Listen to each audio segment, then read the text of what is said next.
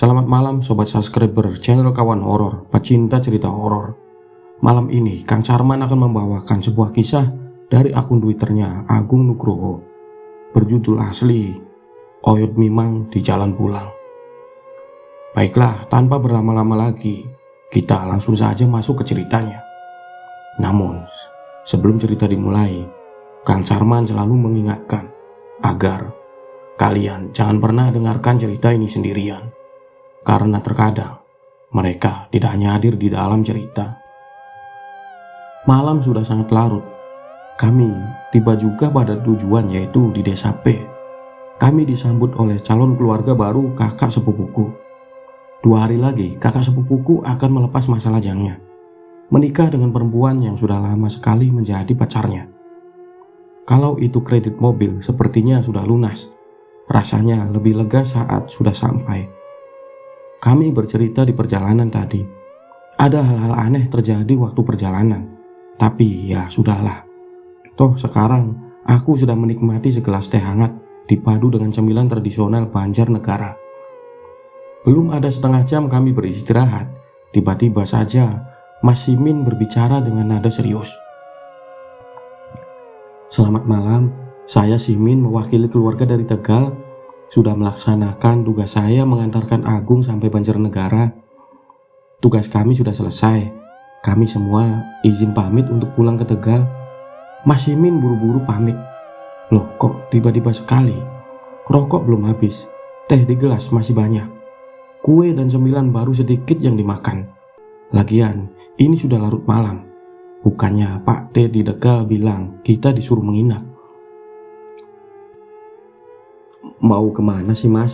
Kok buru-buru pulang? Nggak nginep saja di sini dulu? Salah satu keluarga dari Banjarnegara bertanya. Tidak bu, saya langsung pulang saja biar bisa istirahat sebelum acara pernikahan. Lagian di sini malam repot kan? Mas Simin masih kekeh mau pulang. Loh mas, bukannya bapak bilang semua nginep dulu sampai subuh? Mas Agung mencoba menahan.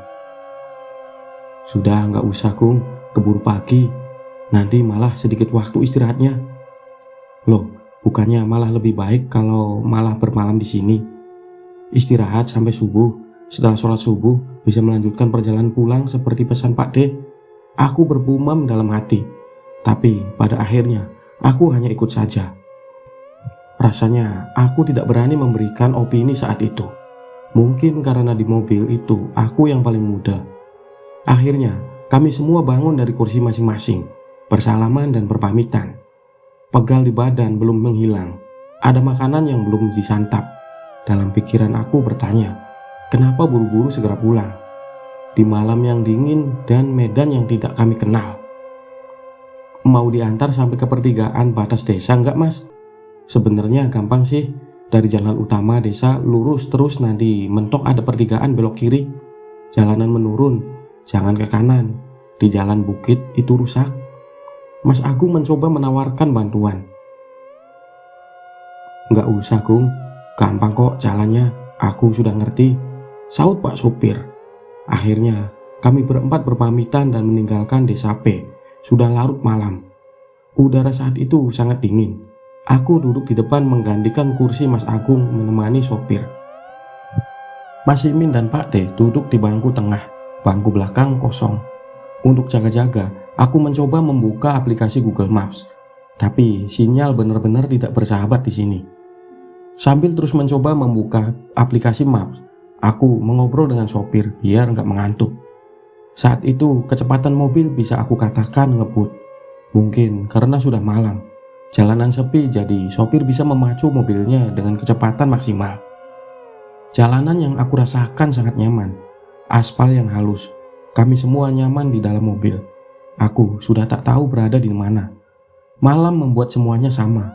Cahaya yang terlihat hanya sekilas saja. Mungkin beberapa lampu jalan. Rasanya sudah ingin sampai rumah saja. Badan sudah pegal. Aku kagum sama Pak sopir. Tenaganya kuat banget. Saat berangkat dia yang bawa. Sekarang saat pulang dia lagi. Padahal ada Mas Simin yang bisa menggantikan. Pak, nggak capek nyetir terus? Tanya saya. Enggak Di, Jawab Pak Supir singkat. Aku kira aku akan berlanjut ke obrolan lain.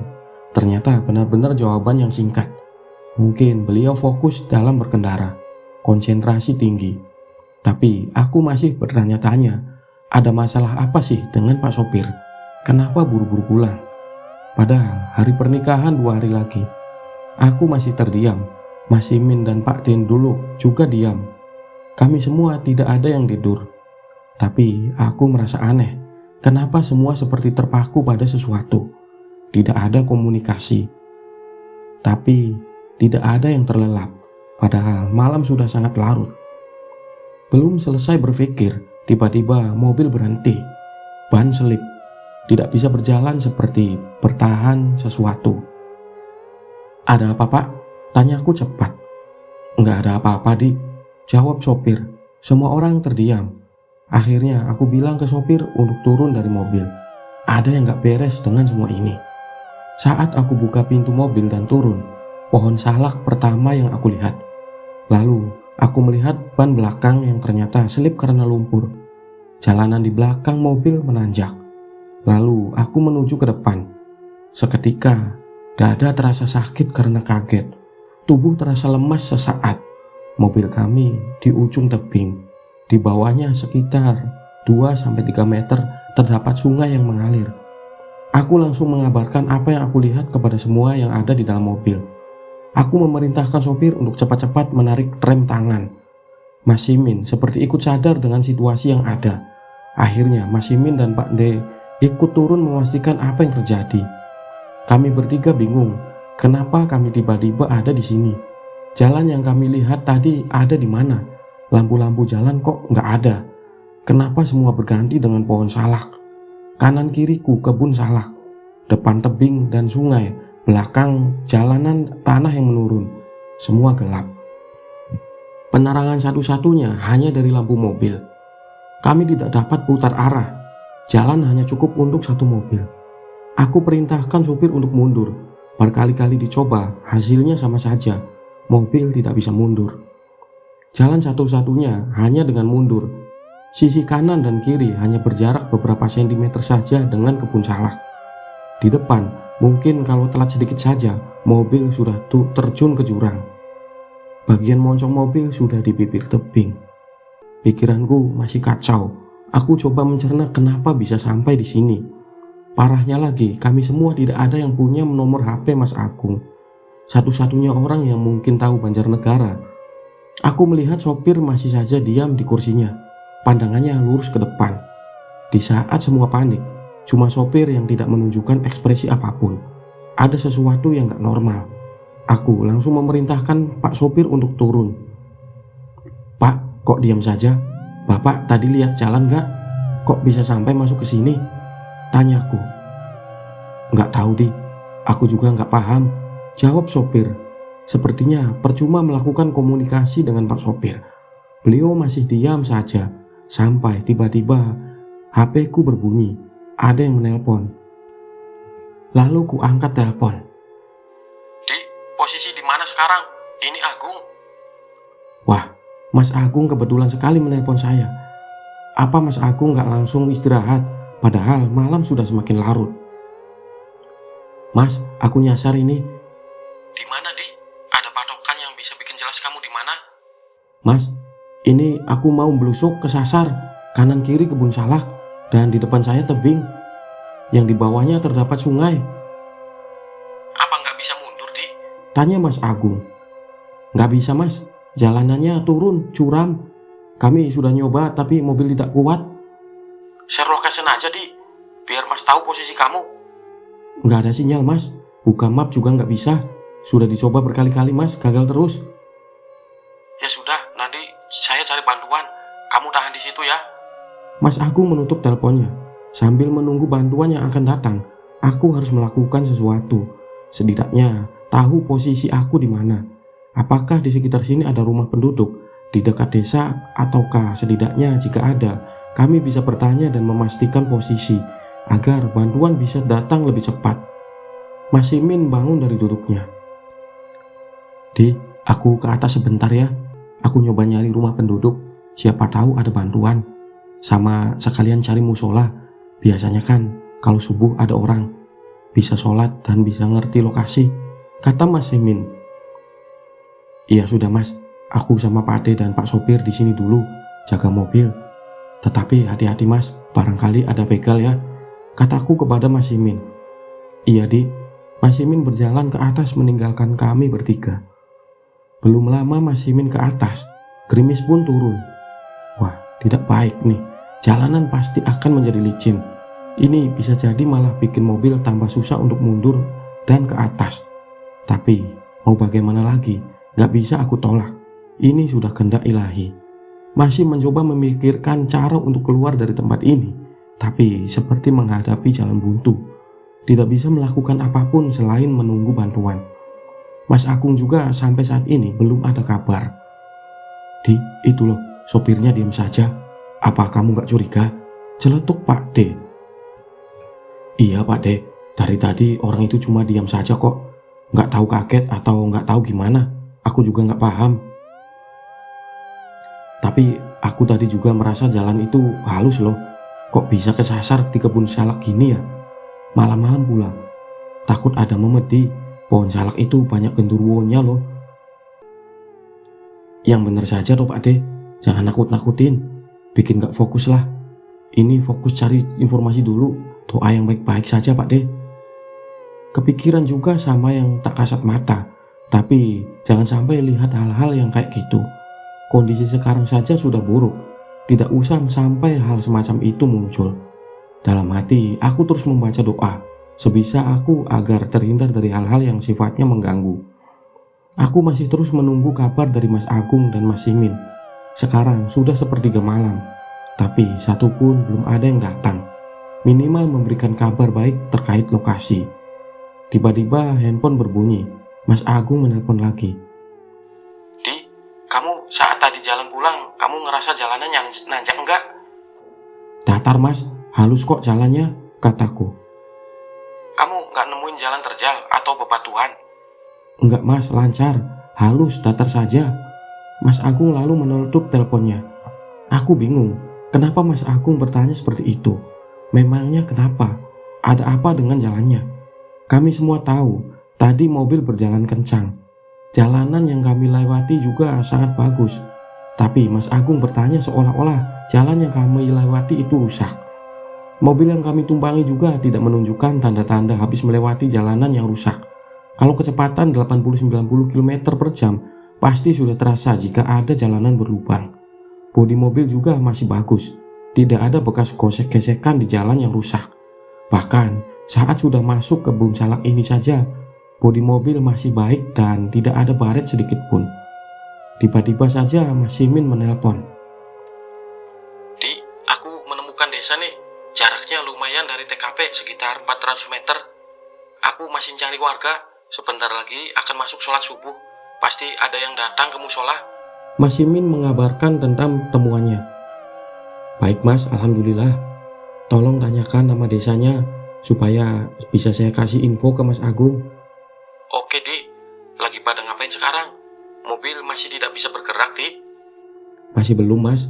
Apalagi ditambah lagi sekarang hujan Mas, gerimis. Ban jadi makin selit. Oh ya sudah, pertahankan posisi. Aku juga cari bantuan warga sekitar. Oke Mas, laksanakan. Ya sudah, aku tunggu kabar selanjutnya. Oke Di. Mas Simin mematikan handphonenya. Menunggu lagi, itu saja yang kami lakukan. Saat ini yang bisa aku ajak bicara jelas, ya hanya Pak D dulu. Sopir hanya menjawab saat ditanya. Lebih banyak diam. Aku rasa dia merasa bersalah dengan kejadian ini. Padahal ini adalah musibah yang bisa terjadi kepada siapa saja. Masih duduk di dalam mobil karena di luar gerimis semakin besar. Handphone kembali berbunyi. Kali ini Mas Agung yang menelpon. Di, gimana keadaannya? Belum ada perubahan Mas. Mas Simin lagi ke atas. Mau cari tempat buat sholat subuh. Sekalian tanya-tanya ke warga desa. Di atas ada beberapa rumah Mas. Tiba-tiba terdengar teriakan seorang wanita. Masuk, masuk, ayo semua masuk mobil. Setelah itu Mas Agung langsung mematikan teleponnya, seperti sedang terburu-buru. Aku jadi kepikiran semoga Mas Agung tidak kenapa-napa. Gara-gara kami, orang yang sebentar lagi menikah, malah kerepotan mencari posisi kami berada. Tak terasa waktu terus berjalan. Terdengar juga suara azan subuh berkumandang. Lega rasanya, sebentar lagi pasti ada kabar dari Mas Simin. Beberapa menit setelah azan, Mas Simin menelpon, memberikan kabar. Di, aku sudah tahu posisinya. Sekarang aku ada di musola Al-Ikhlas Desa C. Ternyata nggak jauh-jauh banget dari desa calon istrinya Agung. Kamu segera kabari Agung. Aku sedang meyakinkan penduduk desa karena mereka tidak percaya bahwa kita kesasar sampai ke dalam. Kata salah satu penduduk desa, jalan depan terkena longsor, hanya truk yang bisa berjalan. Kalau mobil pasti susah. Mereka tidak percaya mobil yang kita tumpangi berjalan sampai dalam. Ya sudah, aku sholat dulu. Telepon aku matikan. Aku melongo. Mobil melewati jalanan yang terkena longsor. Nggak mungkin.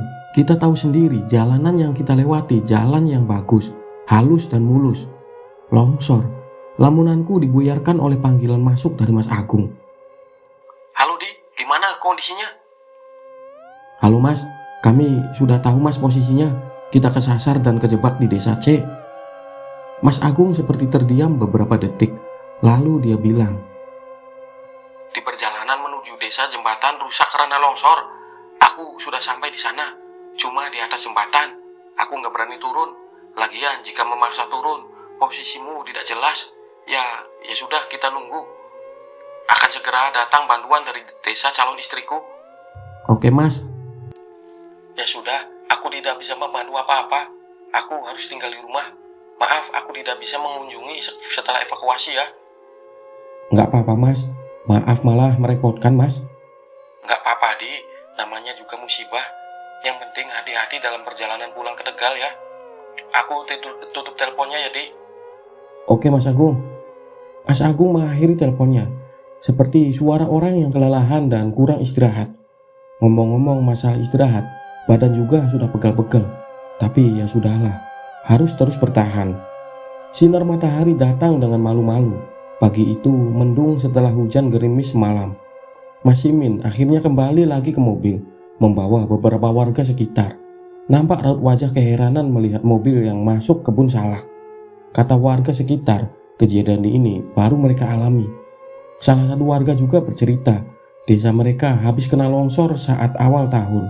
Banyak rumah penduduk yang hancur, dan jembatan penghubung ke kota juga rusak, terputus.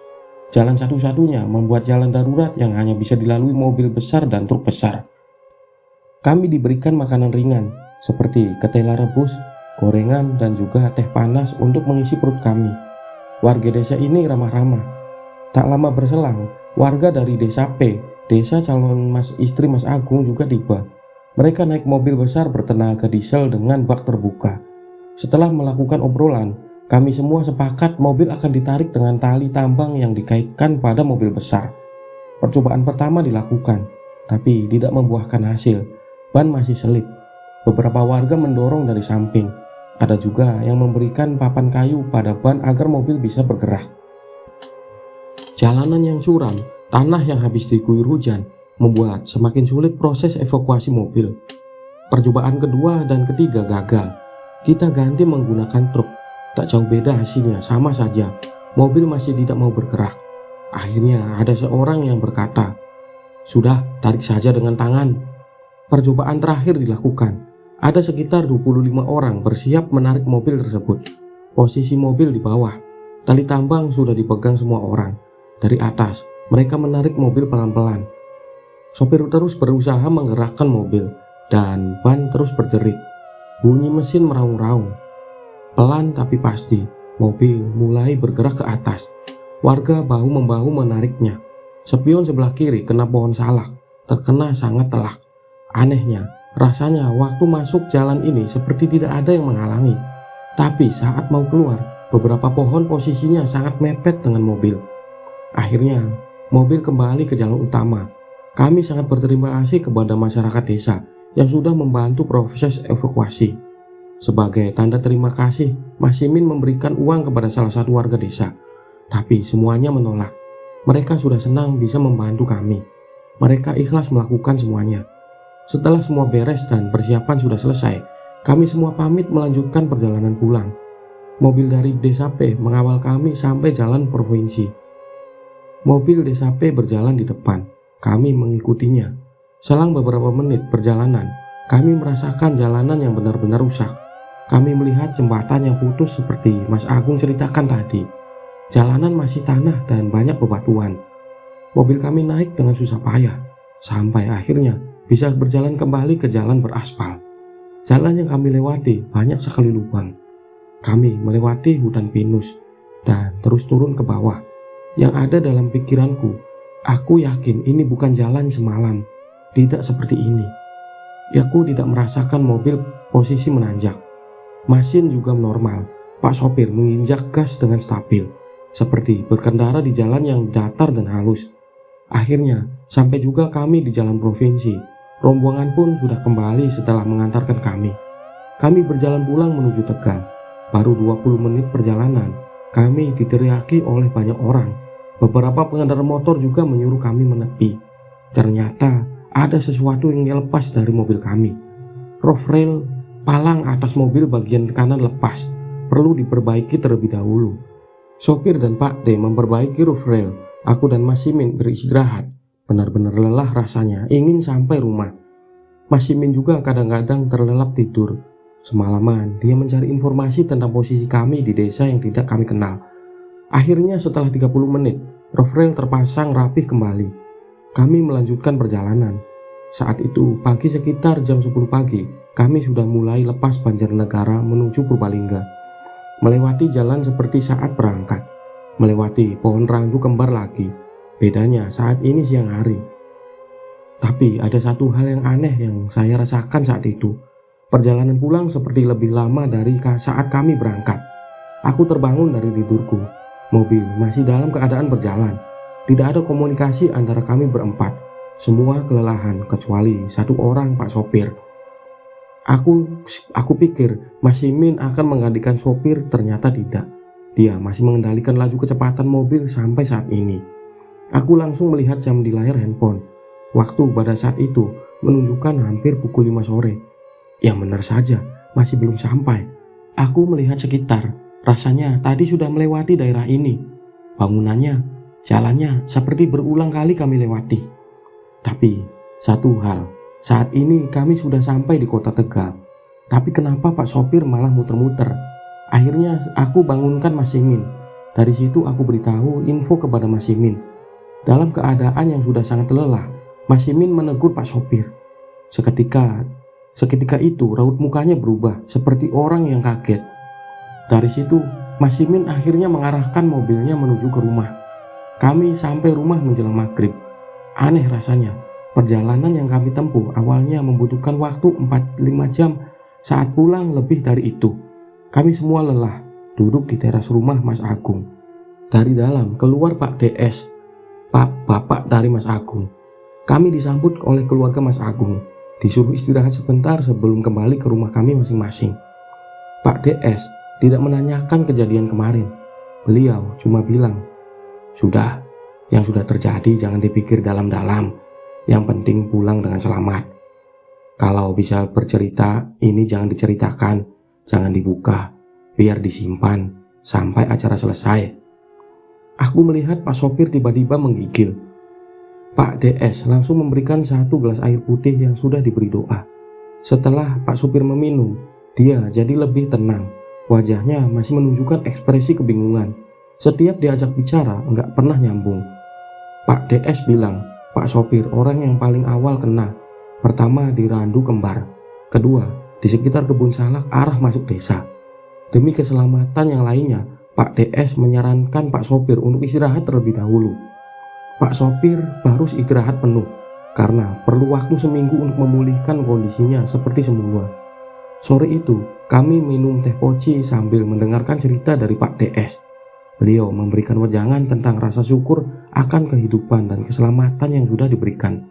Bisa saja mobil kami sudah terjun ke jurang, masuk sungai, kami semua bisa saja tenggelam. Mungkin saja kami semua tidak bisa menghadiri pernikahan Mas Agung atau berkumpul dengan keluarga besar. Akhirnya kami bisa pulang.